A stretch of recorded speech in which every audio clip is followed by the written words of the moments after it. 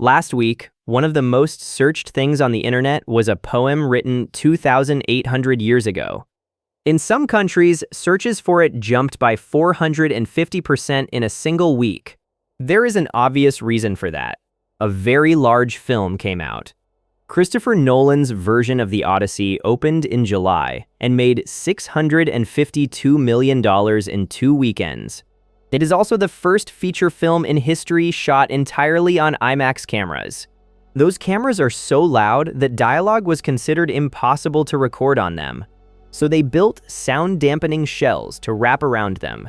On 41 screens worldwide, the 70mm print alone took $5 million in a weekend. But the box office is not the interesting number here. This is. Google has been keeping track of what people search for since 2004. For 20 years, interest in the book itself sat almost flat. This month, it went higher than it has ever been. Not the film, the book. People walked out of a cinema and went looking for the original. And what they searched for tells you exactly which part stuck. The Cyclops, Poseidon, the Trojan War. Which raises a fair question. How much of any of it is real? Troy is real. There is a hill in western Turkey with a city buried under it, built and destroyed and rebuilt many times over. That does not make the war in the poem history.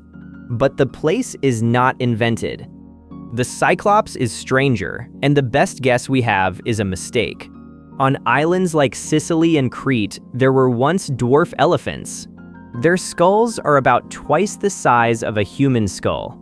And in the middle of the face, where the trunk attached, there is one enormous hole.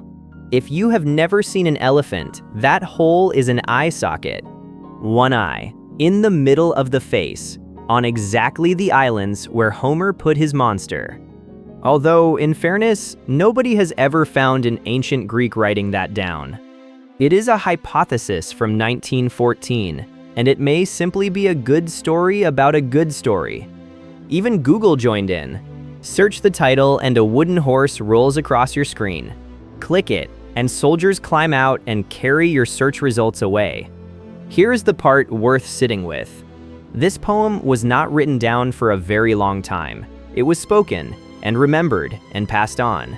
It survived because people kept retelling it. A film is just the newest way of doing that. For a few weeks, the oldest story we have is the newest thing on the internet. If you enjoy these, subscribe and follow along. There is a new one every week.